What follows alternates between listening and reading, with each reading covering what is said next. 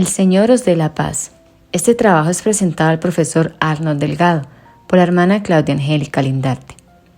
En el siguiente organizador gráfico quisiera explicar de manera sencilla el problema antropológico, naturaleza, gracia y libertad en el ser humano, importante para la antropología teológica y cómo han sido entendidas en la teología a lo largo de diferentes periodos históricos, con énfasis en la perspectiva bíblica y magisterial. La relación entre naturaleza y gracia y el problema de la libertad se puede entender a partir de una reflexión sobre la dignidad del ser humano en su apertura a lo divino. La naturaleza humana no es autosuficiente, está creada para recibir la gracia que es un don gratuito de Dios, necesario para alcanzar la plenitud a la que el ser humano está llamado. Es decir, la naturaleza y la gracia están en una relación de complementariedad, donde la gracia eleva a la naturaleza humana a su plenitud.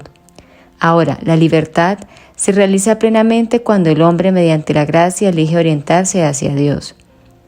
Veamos entonces lo que es la naturaleza, aquello que el ser humano lleva en sí mismo por su condición de criatura, hecho a imagen de Dios, que lo remite a alguien más allá de sí mismo y hecho por amor, y por este mismo amor lo sostiene su Creador, con capacidades personales que debe socializar, es decir, está creado para ser un hombre en sociedad. De esta manera se ratifica su dominio y dignidad ante las demás criaturas y la sacralidad de su fecundidad. Este ser humano está sometido a la muerte, algo que causa incertidumbre, al sufrimiento, sometida también a la ignorancia e inclinada al pecado. Luego de la introducción de este pecado original en la historia, el cual ha deteriorado la naturaleza dejándola herida, y con ello las relaciones del ser humano, tanto con Dios, consigo mismo, con sus semejantes. Esas rupturas nos permiten entender el origen de los males y la salvación. Además de esto, el ser humano es un sujeto espiritual al que se le denomina persona, concepto en el cual encierra su aspecto ontológico y moral, como también está dotada de cuerpo y alma con sus capacidades y su interioridad. En esto, la tradición bíblica y la Iglesia siempre ha defendido la unidad entre el cuerpo y alma, como también la importancia de la sacralidad del cuerpo y su parte en la resurrección e inmortalidad del alma. Pasemos ahora a lo que significa gracia, que es lo que Dios le concede libre y benévolamente en la historia.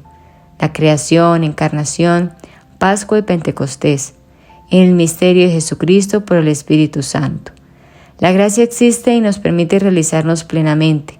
Con la historia se ha designado como el don de Dios que se da en el Espíritu Santo y la transformación que éste hace en el alma del creyente, en aquel que le permite habitar en su interior. La obra del Espíritu Santo nos da la filiación divina, que ya al tener en nosotros su presencia nos hace hijos de Dios y nos incorpora a la Iglesia. Se da la divinización del hombre. Un cristiano es un hombre divinizado, por dar al hombre un principio de incorrupción, sobre todo en la recepción de la Eucaristía. Nos hace templos de la Trinidad, es decir, la inhabitación en el alma fiel. Nos justifica, al quedar en paz con la justicia divina, al ser perdonados nuestros pecados, lo cual es obra de Dios y se recibe por la fe. Ahora, la transformación por la gracia es la comunicación del don del Espíritu Santo, elevando a la criatura humana al estado de unión con la Trinidad, transformando la vida interior del hombre. Por ende, el papel que tiene la gracia en la restauración y elevación de la naturaleza humana es vital, ya que Dios, al ofrecer la gracia como don gratuito, eleva al hombre sin destruir la naturaleza, sino transformándola. La naturaleza, al ser herida por el pecado, Dios le da su sanación en la gracia. El hombre solo no puede alcanzar la plenitud divina, es por ello que necesita de la gracia, que en sí es el amor de Dios actuando en el corazón del hombre, respondiendo a su anhelo más profundo. La naturaleza y la gracia tienen, como vimos, su distinción, pero no se pueden separar. La naturaleza tiene la pregunta, pero no la respuesta. Es por esto que el ser humano, por naturaleza, tiene anhelos muy altos y hay una llamada a alcanzarlos, y los cristianos sabemos que esa meta es Dios. En esto también tiene un papel fundamental la libertad que Dios le dio al ser humano. La libertad es un don fundamental otorgado por Dios a los seres humanos. Refleja su dignidad como criaturas hechas a imagen y semejanza divina. El Catecismo de la Iglesia Católica subraya que la libertad es un derecho, pero también una responsabilidad. El mal uso de la libertad, es decir, elegir el mal, conduce al pecado y a la esclavitud espiritual. Por el contrario, el uso adecuado de la libertad, en conformidad con la ley de Dios y el amor al prójimo, conduce a la verdadera realización humana y a la santidad. Por tanto, en la antropología teológica católica, la libertad está orientada hacia el bien y hacia la verdad, siendo un camino para alcanzar la plena realización en Dios. La libertad del hombre se ve limitada por experimentar las causas del pecado. Quiere obrar bien, pero elige el mal. Aunque somos libres, nos encontramos empujados a la fuerza del mal, sea el llamado oscurecimiento de la mente, la experiencia de la malicia de la voluntad, la concupiscencia, la debilidad de ánimo. Todo esto sumado a las estructuras de pecado en la sociedad que inducen a cometer el mal. Se ve la necesidad de la verdadera libertad que solo la da la luz de Dios y la fuerza de su gracia. El problema de la libertad entra en juego porque el ser humano dotado de libre albedrío debe colaborar con la gracia. La gracia no anula la libertad humana, sino que la orienta hacia su realización plena en Dios. La verdadera libertad no es la capacidad de elegir arbitrariamente, sino la capacidad de elegir el bien. En la antropología cristiana, la libertad encuentra su verdadera expresión cuando el ser humano, guiado por la gracia, se orienta hacia Dios y a su amor. Ahora podemos pasar a la explicación de cada uno de estos términos, a lo que en la historia eclesiástica ha desarrollado con el problema de naturaleza, gracia y libertad. Edad patrística. Esta cuestión de la gracia y libertad fue central en esta época. San Agustín. Su debate con los pelagianos sobre la necesidad de la gracia para la salvación.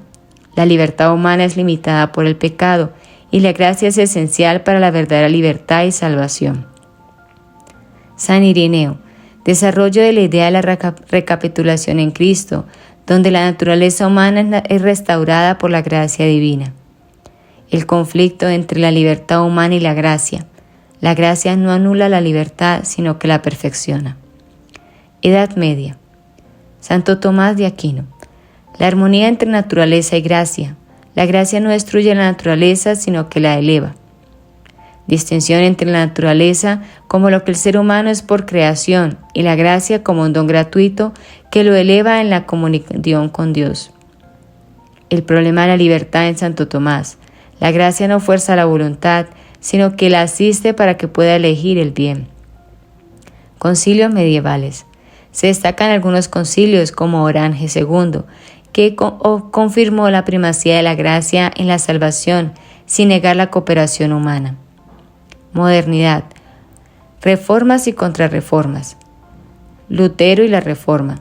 La visión de Lutero sobre la depravación total del ser humano y su incapacidad de cooperar con la gracia sin la intervención directa de Dios. La libertad humana está condicionada por el pecado. Contrarreforma católica. El Concilio de Trento. Reafirmación de la colaboración entre la naturaleza y la gracia y la importancia de la libertad humana para cooperar con la gracia. Condena el pelagianismo y semipelagianismo, reafirmando que la gracia es esencial, pero el hombre debe cooperar libremente. Era contemporánea. Desarrollo del magisterio. Concilio Vaticano II. La dignidad humana y la libertad son esenciales en el plan de Dios. La gracia no elimina la libertad, sino que la sostiene. La Constitución Gaudium Spes trata sobre la libertad humana en relación con la dignidad, destacando la vocación del hombre en el mundo moderno. Karl Rahner, en el siglo XX, ofrece una visión trascendental de la gracia. La gracia divina es una oferta universal y la libertad humana es el lugar donde el ser humano responde a esta oferta. La libertad no es solo la capacidad de elegir, sino la posibilidad de abrirse al misterio de Dios.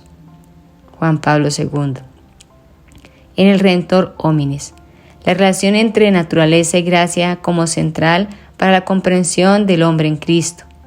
La libertad como un don esencial de la naturaleza humana que se realiza plenamente en la relación con la gracia divina.